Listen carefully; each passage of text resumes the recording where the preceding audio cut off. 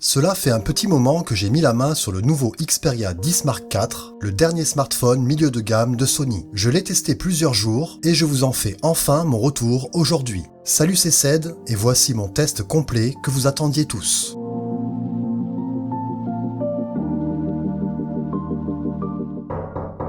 Jurez-vous de dire toute la vérité et rien que la vérité? Je le jure, je serai intransigeant sur l'avis que je porterai sur cet appareil. Croyez-moi, si des choses ne vont pas, je vous le dirai, comme pour le contraire. Premièrement, je vais vous parler du design de ce Xperia 10 Mark IV, un design que j'apprécie beaucoup, une forme compacte, agréable à la prise en main, grâce à ses contours réusinés par rapport à son prédécesseur. Des contours aplanis, offrant une parfaite ergonomie générale. Si j'avais une seule chose à rajouter comme souhait, j'aimerais retrouver un bouton déclencheur pour l'appareil photo. Pourquoi pas Sony? Ce gabarit entièrement plastifié accepte un écran de 6 pouces de qualité OLED, distribuant ses fonctions connues en termes d'affichage et de lisibilité. En clair, j'ai trouvé que le rendu des couleurs était réussi, pas trop flashy, plutôt naturel comme je préfère. Bien sûr, la possibilité de l'ajuster est accessible dans les réglages, ainsi si vous souhaitez personnaliser l'image comme bon vous semble, cela est permis. Question fluidité, l'absence de 120 Hz ne se fait pas réellement ressentir, même si j'aurais préféré un taux de rafraîchissement supérieur à 60 Hz nativement présent. La luminosité maximale est suffisante, je n'ai pas forcément été gêné lors de l'utilisation du smartphone en extérieur, comme on pourrait le croire. Pour le moment, rien de négatif, mais c'est pas fini. J'en arrive à parler de l'audio, la présence de la prise jack 3.5 est appréciable, pouvoir brancher un casque ou tout autre dispositif est un plus que peu d'appareils offrent de nos jours, je tenais à le souligner. Cependant, les haut-parleurs, ou plutôt l'unique haut-parleur, fait tâche. Aucune immersion, aucune puissance, aucune qualité.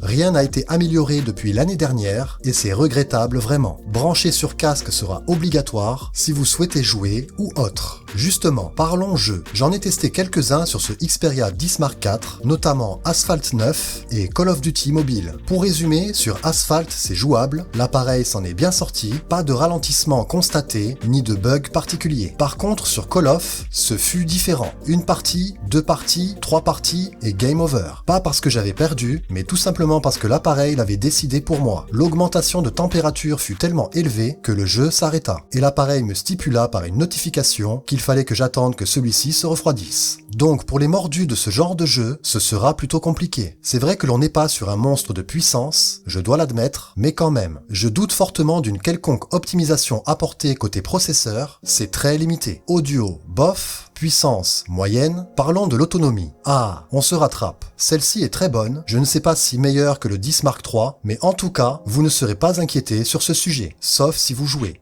Par contre, la recharge est lente, très lente. Comptez plus de 2 heures, voire même 3 pour une recharge complète. En clair, faut pas être pressé, vraiment. Ou s'organiser pour effectuer cette tâche la nuit, quand vous dormez. La photo, c'est pas mal, sans être exceptionnel. Lors de mon comparatif avec l'iPhone 11 Pro, vidéo que je vous mets en fiche, j'ai trouvé que le rendu des photos était très correct, surtout avec l'objectif principal, comme d'hab. Après, mieux vaut éviter les scènes avec peu d'éclairage, sinon ça se gâte vite. Il n'y a pas non plus d'homogénéité entre les capteurs, les couleurs diffèrent entre chacun. Après, c'est toujours possible d'accorder les images en les retouchant, c'est sûr, mais bon, c'est à signaler quand même. J'apprécie également le mode manuel présent, utile si vous voulez jouer avec quelques réglages. Après, les autres modes ne sont pas si bluffants, comme le mode nuit, qui n'offre pas du tout le résultat que l'on souhaiterait pour une telle fonctionnalité. Mais comme je vous l'ai dit, dans de bonnes conditions, dans l'ensemble, c'est ok. Par contre, pour la vidéo, c'est plus mitigé. Déjà, plus de 4K comparé à l'année dernière, je me suis dit que cela arrangerait peut-être la mauvaise expérience connue sur l'ancienne génération, mais en fait, non. Déjà, la stabilisation. J'ai eu des bugs, alors que celle-ci était activée dans les réglages, en visionnant mes rushs, aucun d'eux n'était stabilisé. Ce n'était pas récurrent, mais tout de même, c'est arrivé. Plutôt décevant. C'est dommage, vraiment. Car pour le prix, on s'attend à mieux. Pour exemple, les Honor 50 et Samsung A53, que j'ai testé dernièrement, m'avaient beaucoup plus convaincu que ce Xperia 10 Mark IV pour la vidéo. Comment inciter à acheter les modèles les plus haut de gamme? Sony sait le faire. Ces derniers offrent vraiment de très bonnes compétences en vidéo, donc on aurait pu penser que ce savoir-faire se transmettrait aux autres gammes, un peu comme avec leur écran, mais non. Visiblement, ce n'est pas vraiment la destination d'utilisation de cet appareil. Pour quelques photos, ok. Pour filmer, bon courage. Sans occulter encore une fois une chauffe intense constatée, empêchant de mener à bien sa mission. Il faudra être patient et user de divers stratagèmes si vous souhaitez sortir plusieurs plans acceptables. Ah oui, à propos de sortir les plans, j'ai moi-même galéré à le faire, pourtant l'OTG est pris en charge et fonctionne, cependant impossible de déplacer ou copier quelque chose sur un appareil externe, pourtant reconnu, car le système ne trouve jamais la destination et m'annonce toujours erreur. Pour résumer, si vous voulez filmer, mieux vaut user du mode 30 fps, ça va encore, mais ça reste moyen, surtout si vous changez de focale. Par contre, le mode 60 fps, c'est pas ça. Beaucoup de saccades, qualité en deçà, donc plutôt déçu dans l'ensemble pour la vidéo. Au final, pour 500 € tout de même, ou presque, je dois dire que je reste sceptique sur un avis positif que je pourrais donner à ce Xperia 10 Mark IV.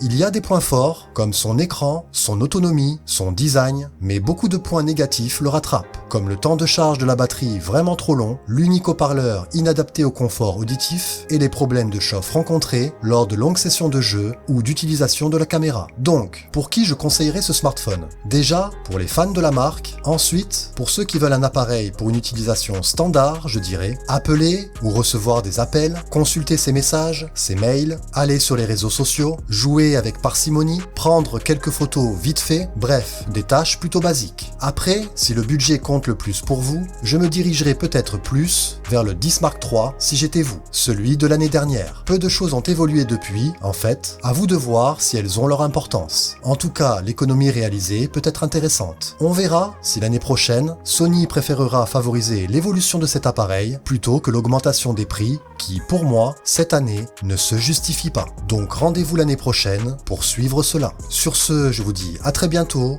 bye.